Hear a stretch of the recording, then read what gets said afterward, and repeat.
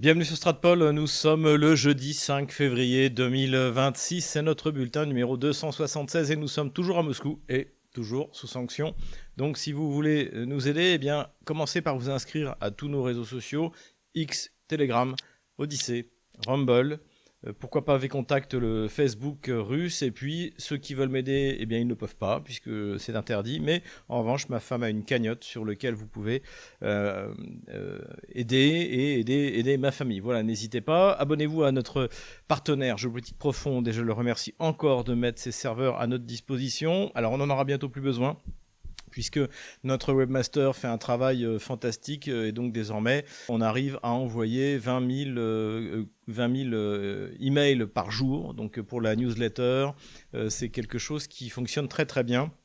N'hésitez pas, si vous êtes hébergé par Orange, si vous avez des adresses email en gros basées en France, eh bien, comme le rappelle le petit message sur notre site internet, stratpol.com, allez faire un tour, de valider et d'aller voir dans vos spams si par hasard notre envoi n'a pas été spammé.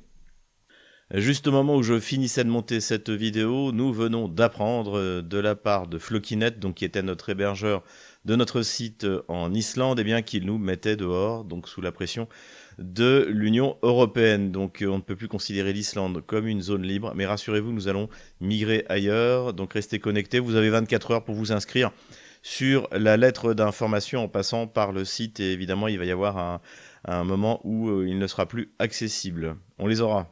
Et évidemment, malheureusement, c'est la France qui montre l'exemple du totalitarisme, de la censure et de la dictature.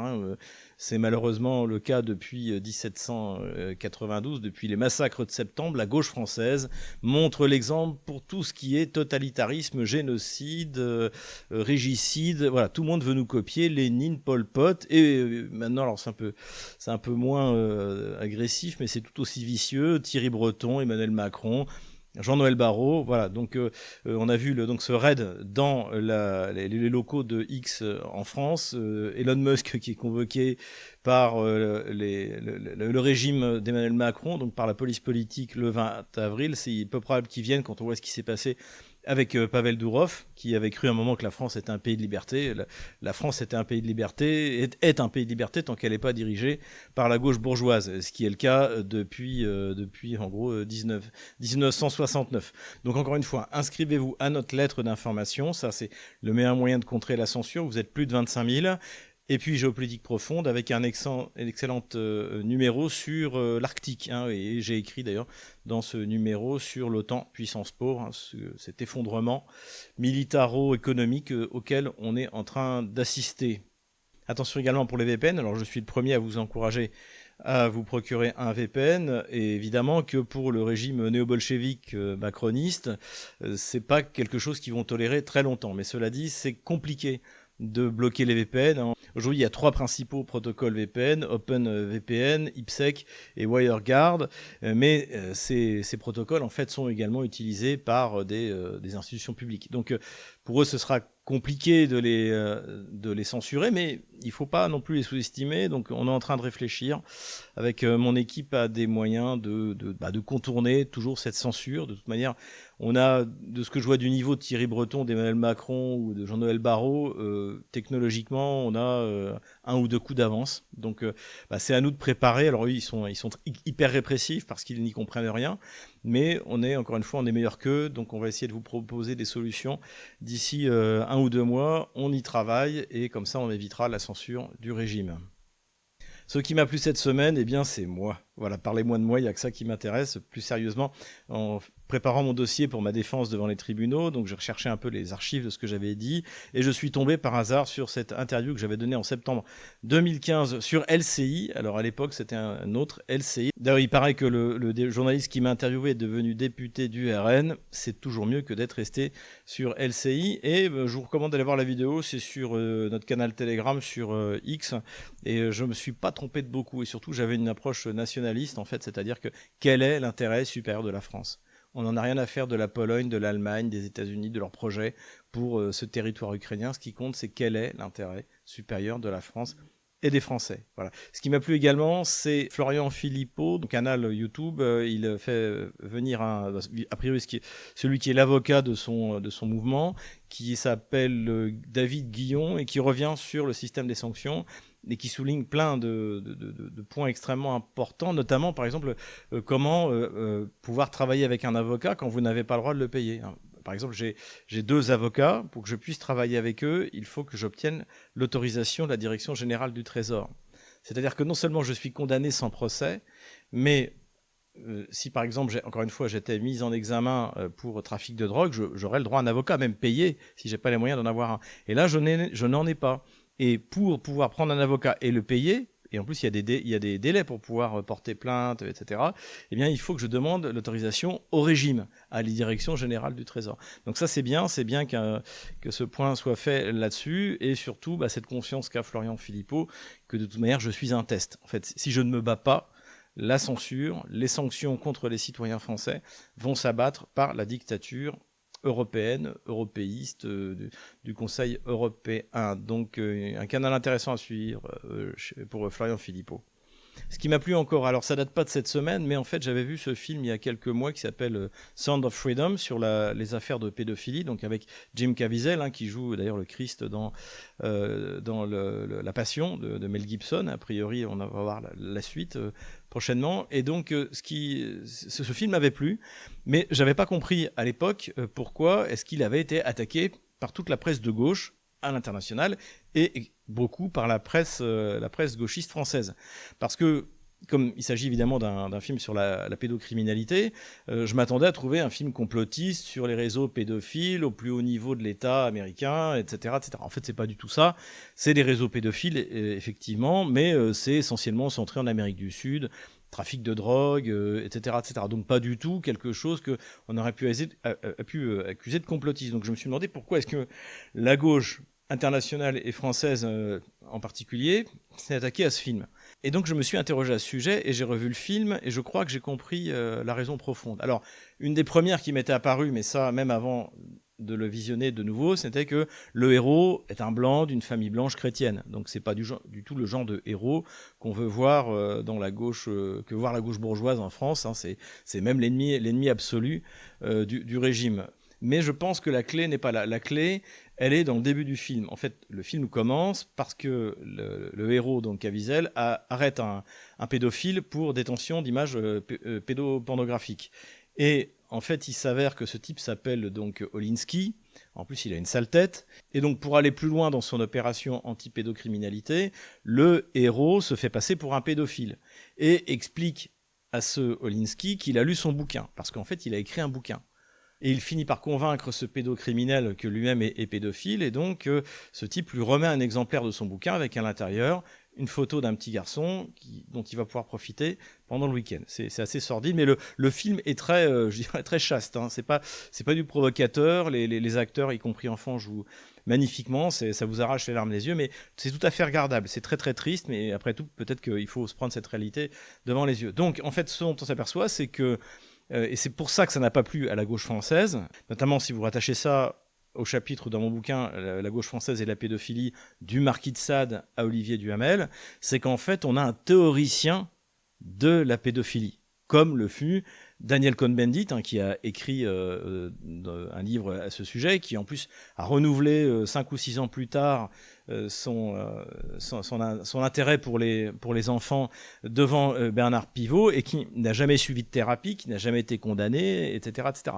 Et puis donc, et surtout, en 1977, la pétition pédophile avec Jacques Lang, que l'on retrouve dans les dossiers Epstein, avec Kouchner, avec Solers, avec tous ces tenants de la gauche française. Et puis encore une fois, pour finir avec l'affaire Duhamel, de ce pédocriminel qui s'en est sorti parce qu'il y avait prescription, mais quelque chose de très sordide. Et en fait, c'est pour ça que Sound of Freedom n'a pas plu à la gauche française. C'est pour ça qu'aujourd'hui, ils essayent de trouver des contre-feux pour qu'on ne parle pas ou nous détourner vers la piste russe pour les dossiers Epstein. C'est parce qu'en fait, c'est la description de ce qu'ils sont, de leur tendance naturelle, parce que la pédophilie, en fait, je crois que c'est Soral qui dit ça, c'est le caviar, en fait, pour l'élite. C'est-à-dire qu'eux ont le droit la pédophilie, c'est la transgression suprême contre le christianisme, c'est la transgression suprême de quelque chose qui est réservé à une élite. Vous avez le droit d'enfreindre ça. Donc voilà pourquoi je vous en parlais, évidemment, dans le contexte de l'affaire des dossiers Epstein, qui est tout simplement monstrueuse. Alors pour l'instant, on n'a pas vu beaucoup de vidéos et de photos. D'ailleurs, le ministère de la Justice américain a dit qu'il n'avait pas tout sorti parce qu'il y a des choses qui sont intenables. Moi, déjà, le peu qui a été montré, notamment avec Epstein ou le prince Andrew, déjà, pour moi, c'est trop. Mais a priori, ça va continuer à sortir. Je suis très convaincu par la version qui dit qu'en fait, Trump sait ce qu'il fait. Il est cité dans le dossier, mais en fait, quand vous regardez, c'est un type qui dit qu'il a fait ci, qu'il a fait ça. Mais finalement, il a jamais été sur l'île, donc lui-même n'est pas concerné.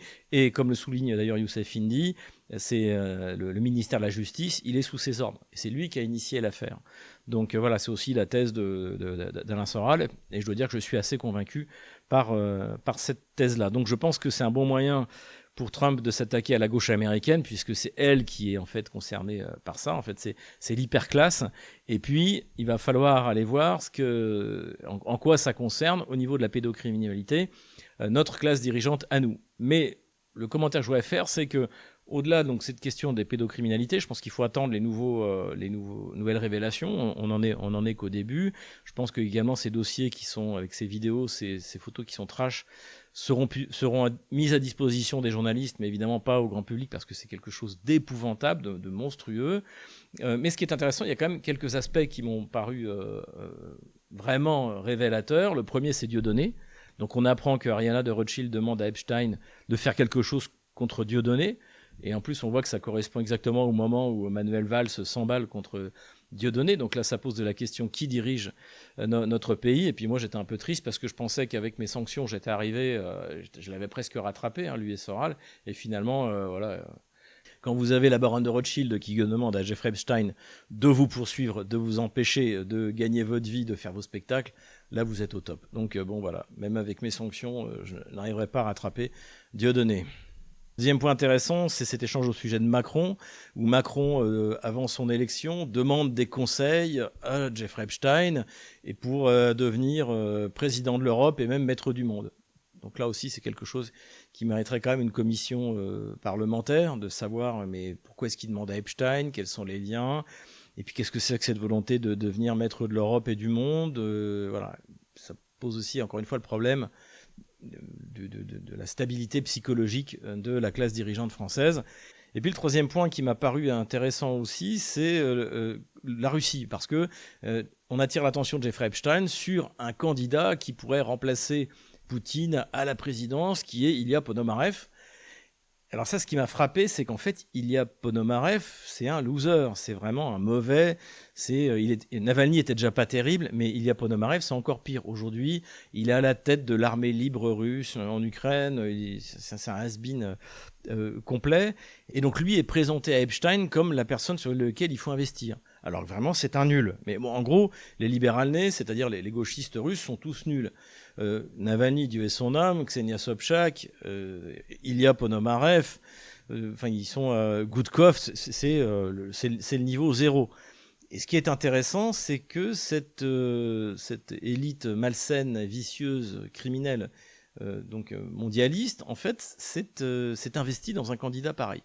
Ça montre encore une fois qu'ils ne connaissaient rien de la Russie, ou qu'ils écoutaient des gens qui ne connaissaient rien de la Russie. On en revient évidemment au problème qu'on a en 2014, en 2022, l'économie russe qui va s'écrouler. D'ailleurs, je crois que Bruno Le Maire, lui aussi, est cité dans les dossiers. Donc voilà, c'est un peu les réflexions que je me faisais. Pour l'instant, quoi qu'il arrive, même si pour l'instant, sur les questions purement pédocriminelles, tout n'a pas été publié, en tout cas pour savoir qui commande, comme disait mon préfacier, le général de la Ward, là-dessus, ça nous apporte quand même pas mal de réponses.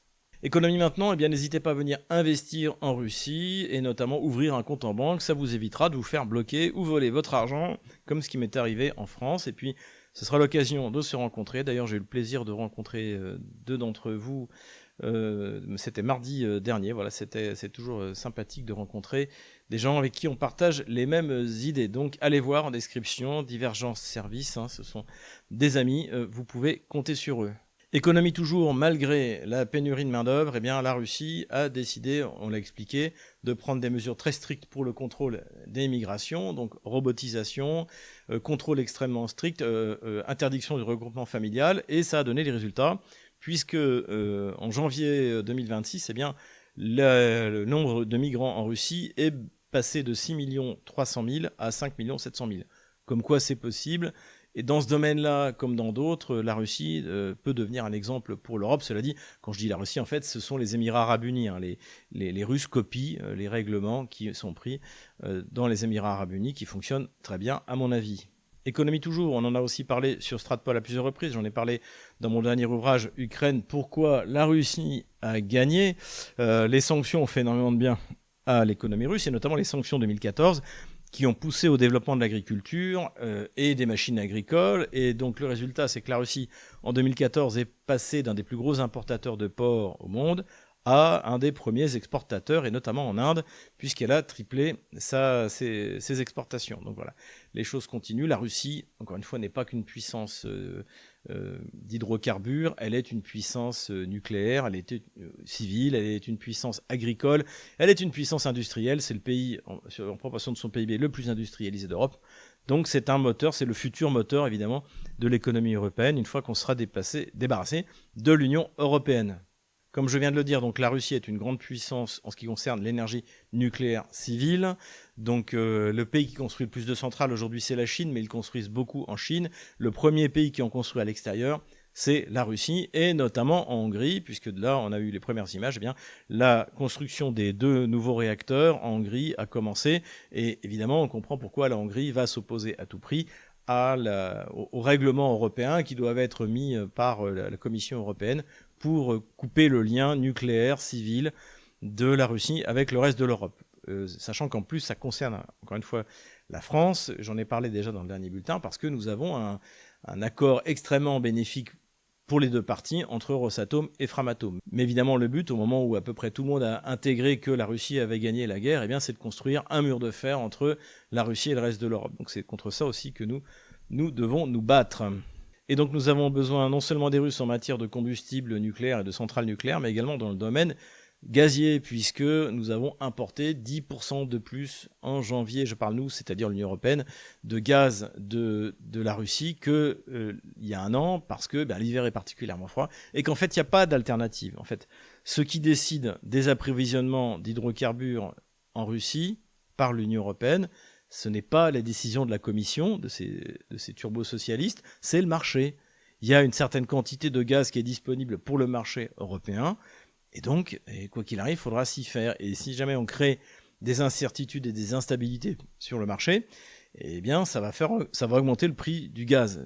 Le problème, encore une fois, ça c'est l'économie de marché, et il est évident que la classe dirigeante française, la classe dirigeante européenne, qui s'inspire beaucoup de la classe dirigeante française, qui est fondamentalement socialiste, n'y comprend absolument rien. Et puis, dernier sujet économique, c'est la Chine. Alors là, je vous renvoie sur les travaux de Laurent Michelon, qui en plus va nous faire le plaisir de participer ce vendredi, donc le jour où je publie nos bulletins, donc vendredi à 16h heure de Paris, 18h heure de Moscou, à notre émission ici Moscou sur RT en français, et donc où on va parler précisément de l'arrivée de la Chine et du yuan comme possibilité de remplacer le dollar. Donc, comme on va le voir, ce qui est présenté comme une évidence, comme une volonté de la Chine absolument de remplacer le dollar, eh bien, en fait, s'appuie sur un article qui a été publié par un discours de Xi Jinping qui a été publié en 2024 et qui est repris, sorti du contexte. Et ce qu'explique Laurent Michelon, c'est que Xi Jinping veut permettre le développement du marché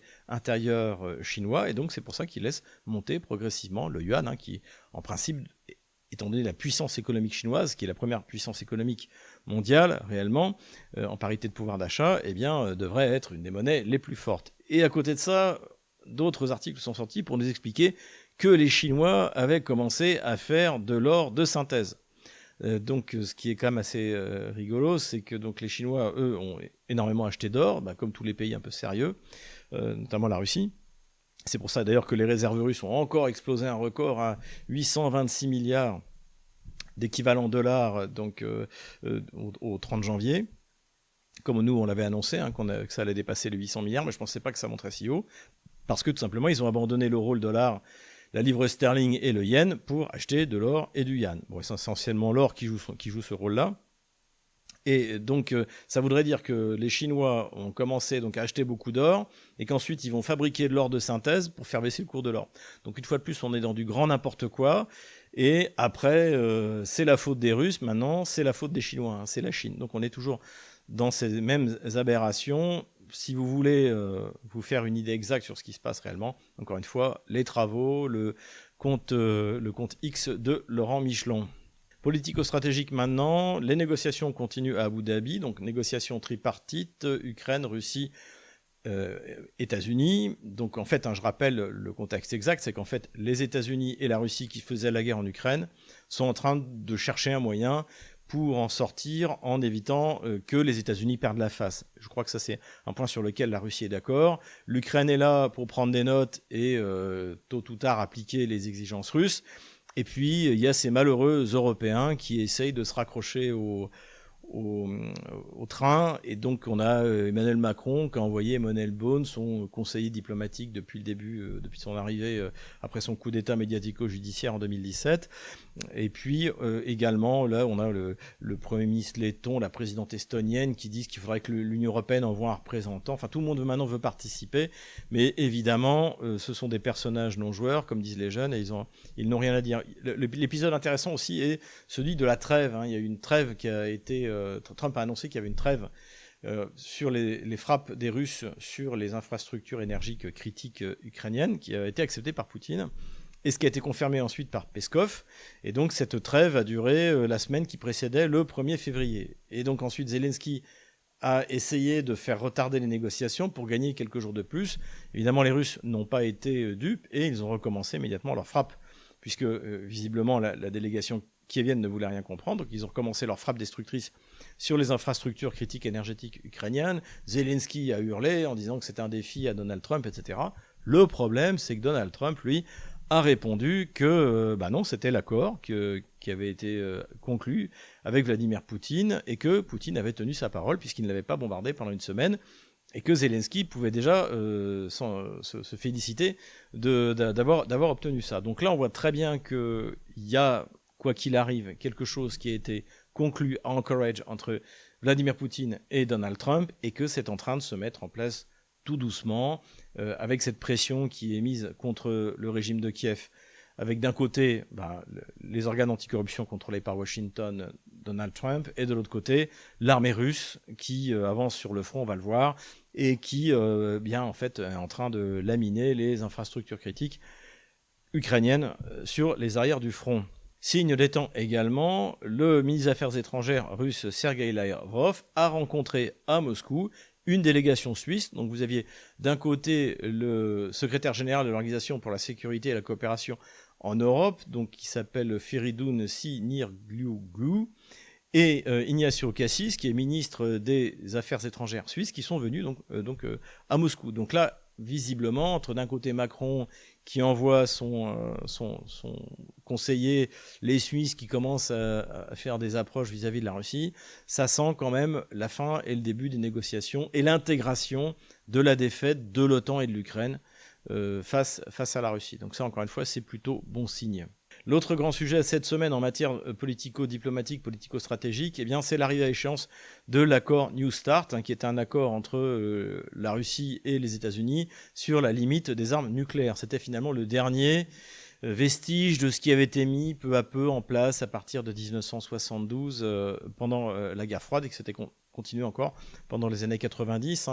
Le premier coup d'arrêt avait été mis par George Bush Jr. sur le traité sur les missiles antimissiles en 2002. Et donc petit à petit, les présidents successifs américains ont démantelé toute cette structure de sécurité qui était quand même bien faite. Et donc là, on arrive à un moment, et finalement, il n'y a plus aucune limite. Donc est-ce qu'on va repartir vers une course de l'armement nucléaire? Je pense que non. D'ailleurs, le média américain Axios a dit que finalement, il y avait une reconduction tacite, au moins pour 6 mois, de New Start entre la Russie et les États-Unis, même si ce n'était pas officiel. Personne n'a envie de repartir dans une course de l'armement. La nouvelle donne, et pour la France, c'est un peu triste, c'est-à-dire que la Russie veut que les ogives nucléaires anglaises et françaises soient incluses dans le futur traité.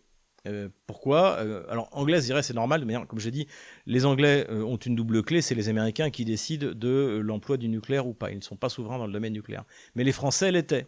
Et surtout, depuis l'époque du général de Gaulle, même si évidemment, à l'époque, on savait que l'ennemi, quand même, avait plus de possibilités de venir du côté du bloc communiste que du côté de l'Atlantique, eh bien, la théorie officielle, c'était de la défense tous azimuts. Donc en fait, on était neutre du point de vue de la dissuasion nucléaire. Mais avec l'alignement, pour pas dire la mise en esclavage de notre politique étrangère et de notre politique de dissuasion nucléaire depuis Nicolas Sarkozy, qui a été renforcée sous Hollande et encore, n'en parlons pas par Emmanuel Macron, finalement, désormais, la Russie ne nous considère plus comme une puissance nucléaire indépendante, mais comme un bloc, une partie du bloc, un État esclave qui appartient finalement au système de dissuasion nucléaire américain.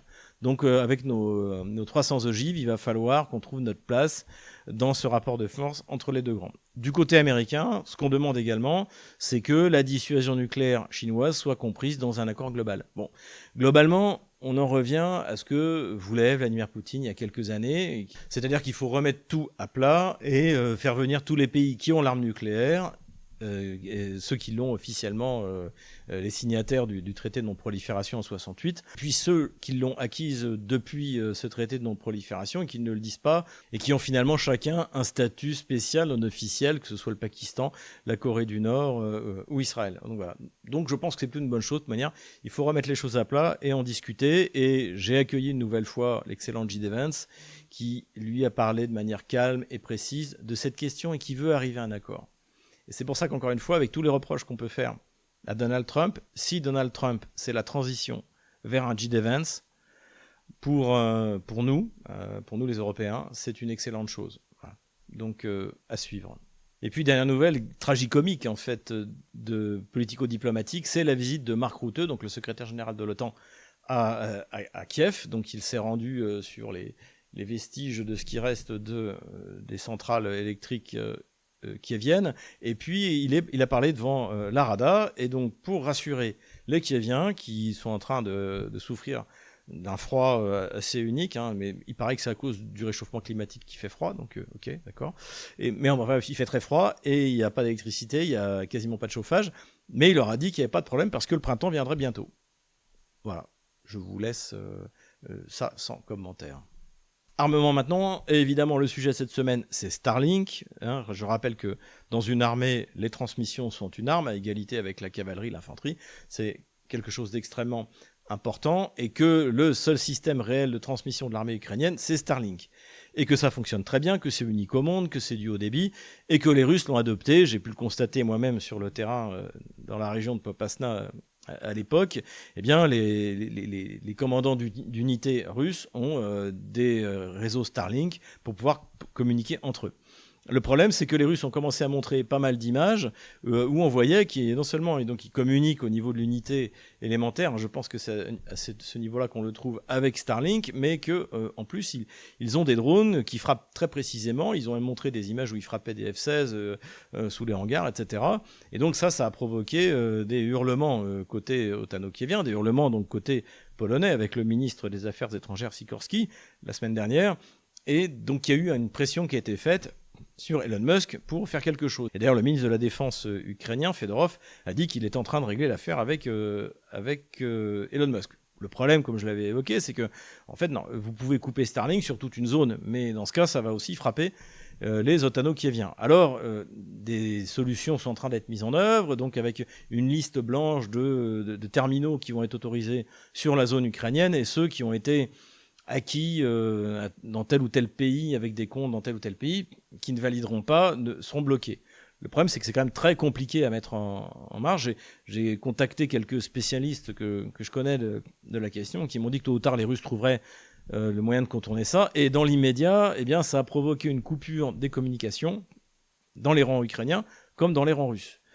Sur les frappes dans la profondeur russe, ça n'aura aucun impact. C'est pas ça le système de guidage.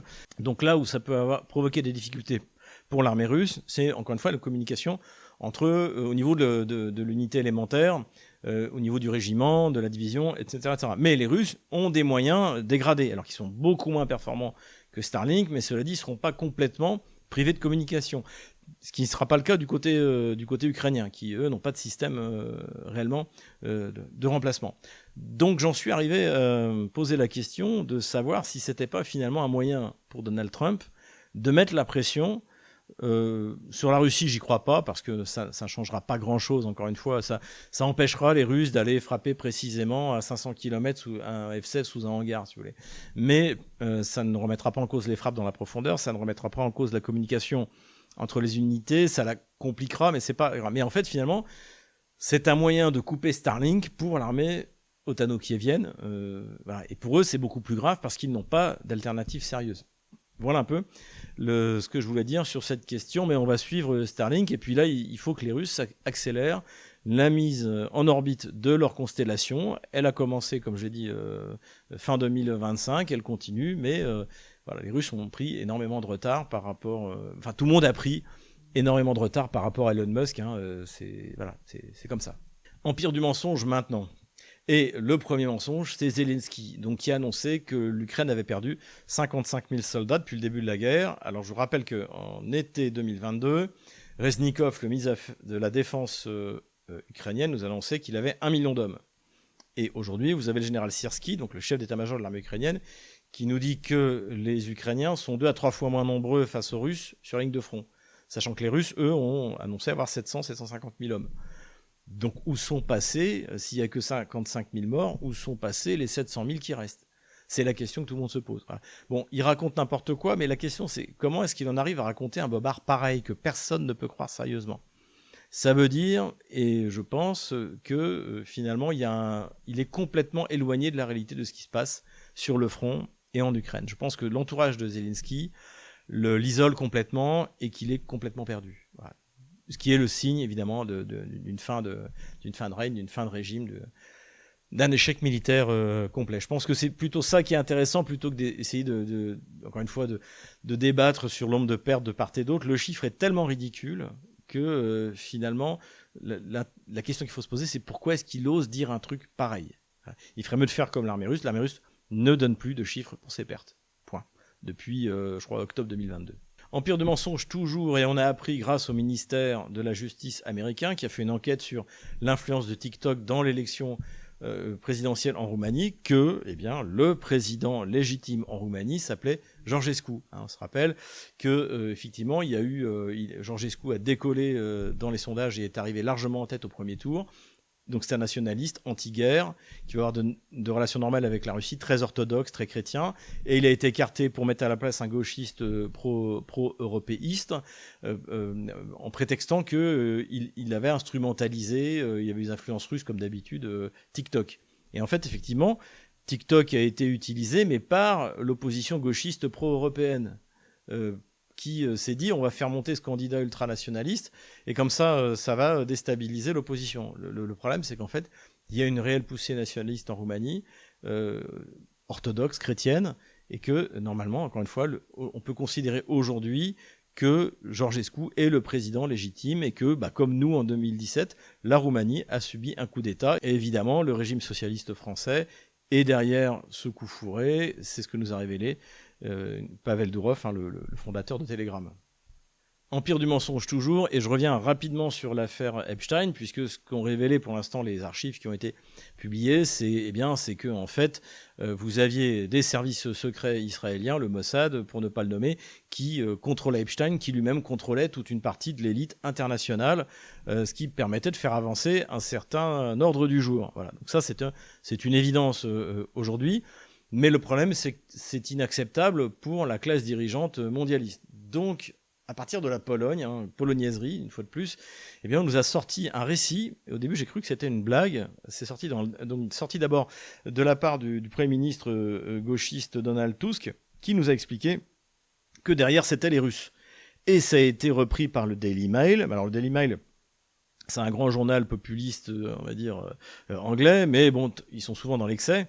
Mais ça a finalement été repris par le Parisien en France. Et donc, en fait, on a une espèce de communication de crise où on essaie de nous expliquer que Epstein, qui s'est suicidé, entre guillemets, dans une prison américaine, était en fait un agent du KGB. Mais un agent du KGB qui était requis pour soutenir Ilya Ponomarev pour remplacer Poutine à la présidence russe. Donc en fait, on est dans du grand n'importe quoi, et je pense qu'en fait c'est le problème aussi du mensonge, c'est que quand on vit dans le mensonge, on s'arrête plus, et que finalement à la fin ça devient grotesque. Voilà. Non, contrairement à ce que disait Goebbels, un mensonge répété 1000 fois n'obtient pas la force de la vérité. Voilà. Non, c'est faux. Et il suffit de dire la vérité une fois, et la vérité elle est automotrice, et elle va faire son chemin dans les cœurs et dans les âmes. C'est évident. Et tout de suite le moment bunker. Das war ein Befehl! Et je suis désolé, cette semaine encore, le moment bunker, c'est Jean-Noël Barrot, écoutons-le. Je crois qu'il faut maintenant que la Russie renonce à ses prétentions maximalistes, parce que force est de constater, nous arrivons au 4e anniversaire de cette opération spéciale, qu'elle a été un échec catastrophique pour la Russie. Alors vous allez dire que j'aggrave mon cas, mais là franchement je ne sais plus quoi dire. Vous avez Emmanuel Macron qui reconnaît publiquement qu'il essaie de reprendre langue avec les Russes, etc. Qu'il envoie son conseiller diplomatique spécial Emmanuel Beaune, et vous avez le ministre des Affaires étrangères qui vous balance un truc comme ça. Encore une fois, même si les Russes s'arrêtaient sur la ligne de front actuelle et s'en contentaient, ce serait un quart du territoire français. Comment est-ce qu'on peut dire que les Russes ont échoué ? C'est du délire. Le premier port industriel, l'essentiel de l'industrie et des mines sont entre les mains des Russes. Et ce qui est normal d'ailleurs, puisque ce sont des territoires fondamentalement russes. Et ça ne va pas s'arrêter là. Donc voilà, il y en a qui vivent, encore une fois, dans un univers parallèle. Et donc ce pauvre Jean-Noël Barrot, eh bien, en fait partie. Considération militaire générale maintenant, je vais quand même rester un peu sur le côté de l'empire du mensonge et de la presse, parce qu'il y a petit à petit une intégration du fait que les Ottano-Kieviens ont perdu la guerre. On a vu ça sur LCI, notamment avec l'intervention d'Audouin Rouzot. Donc il y a un très bon historien sur la Première Guerre mondiale, ses travaux sur l'adhésion du peuple français au combat, à la guerre contre les Allemands, contre les empires centraux pendant la Première Guerre mondiale, est tout à fait intéressant. J'avais découvert ça quand j'étais encore à Saint-Cyr, je me souviens. En revanche, sur l'Ukraine, il est complètement à la ramasse.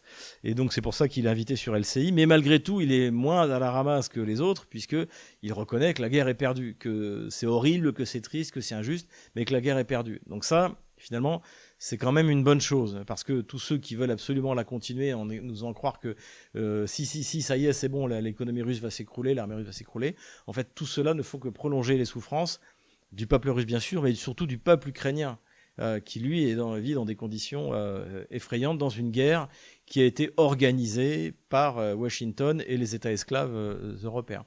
Donc ça, c'est quand même un bon point. Ce qui est un bon point également, on voit également dans le New York Times, c'est que là, totale stratpolisation, puisqu'ils expliquent que pourquoi est-ce que les Russes veulent le Donbass, c'est qu'une fois qu'ils auront pris le Donbass, eh bien, c'est le dernier bastion relativement facilement défendable pour les Ukrainiens, puisque c'est quelque chose qui était fortifié depuis 2014. Et qu'après, en fait, à partir de là, c'est les Russes qui auront une base imprenable pour lancer, si les Ukrainiens ne respectent pas les accords qui ont été obtenus, exigés par les Russes, finalement, c'est-à-dire la démilitarisation, la dénazification, la décentralisation, tout ce que vous voulez, eh bien les Russes pourront repartir rapidement à l'assaut. Donc tout ça aujourd'hui, ce que nous expliquons sur Stratpol depuis 2022, aujourd'hui vous le trouvez dans le New York Times. Donc on progresse.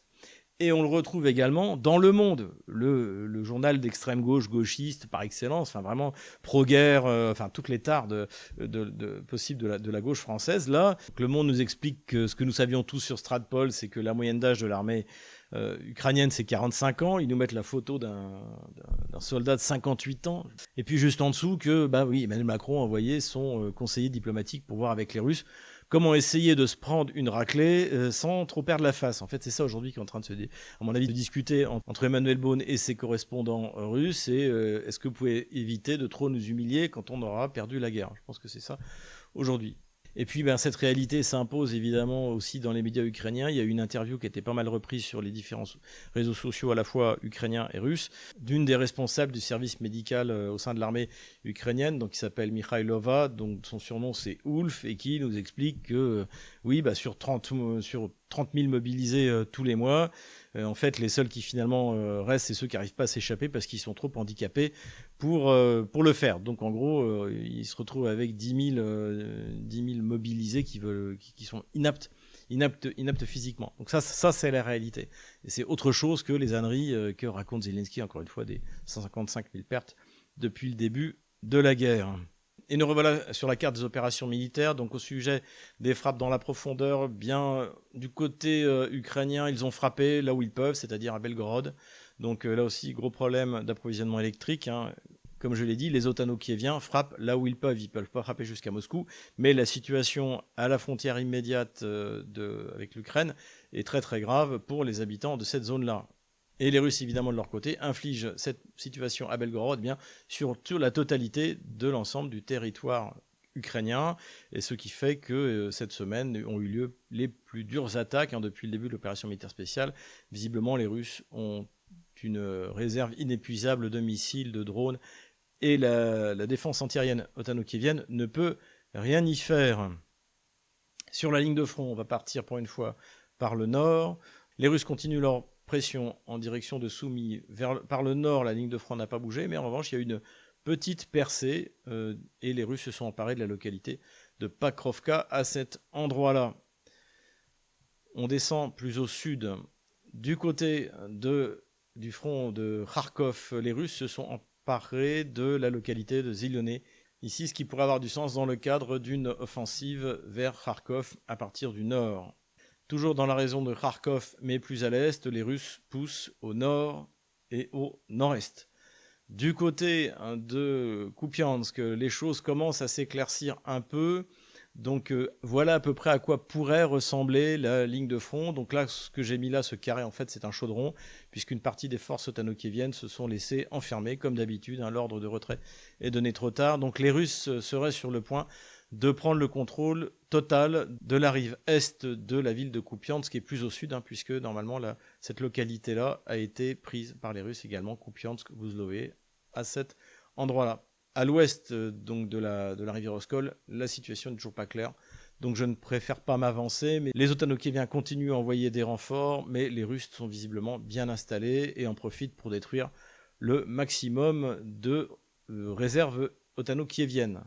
On descend plus au sud et les Russes consolident leur position pour s'emparer de Rai Alexandrovka, qui est la dernière étape avant l'offensive directe sur Slaviansk. Et ils se sont emparés de la localité de Nikiforovka à cet endroit-là. Du côté de Konstantinovka aussi, là, le front avance bien, puisque, comme on le voit, les Russes consolident leur position dans le sud de la ville. Le ministère de la Défense russe a annoncé la prise de la localité de Berestok et de Stepanovka. Donc ce à quoi on est en train d'assister, en fait, c'est une pince qui vise à encercler Konstantinovka. Comme d'habitude, les otano-kieviens donneront l'ordre de retraite trop tard, si tant est qu'ils le donnent, eh bien ça permettra de faire un petit encerclement sympathique. Les Russes se sont emparés de Toretsk, la ville est nettoyée. Ils continuent à mettre la pression du côté de Dobropila, à cet endroit-là, mais pour l'instant, la ligne de front n'a pas réellement bougé. Plus au sud, on revient sur le front de Zaporozhye, c'est là une fois de plus où ça a le plus avancé, et là il s'est passé beaucoup de choses, puisque une nouvelle ligne de fortification otano-kievienne a été percée. Les Russes se sont enfin emparés de Ternovaté à cet endroit-là. Ils ont pris immédiatement après, pris Dorozhnoye à cet endroit-là, et ont commencé les combats à l'est de Rodvanyanka, ici. Plus au sud, les Russes ont continué leur poussée à l'ouest de Guliapol. Ils se sont emparés de Sviatopekrovka à cet endroit-là, de Staroukrenka à cet endroit-là, donc ce qui devrait sceller pour la semaine prochaine le sort de cette localité-là. Et à partir de là, évidemment, les Russes se rapprochent de plus en plus de cette ligne d'approvisionnement de la localité de Rekhovo, qui est l'objectif opérationnel du moment, en attendant évidemment de renvoyer toutes les forces pour libérer la ville de Zaporozhye, la capitale de la région russe de Zaporozhye. Les Russes ont continué à pousser, se sont emparés de la localité de Richnoye, voilà, ce qui fait que désormais, eh bien, la ville de Zaporozhye est à 10 km, un peu plus de 10 km de la ligne de front, donc les choses vont bien de ce côté-là. C'est dans cette zone-là que ça avance le mieux.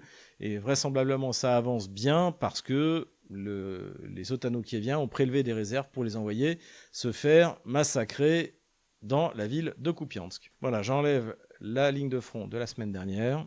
Voilà où nous en sommes le jeudi 5 février 2026.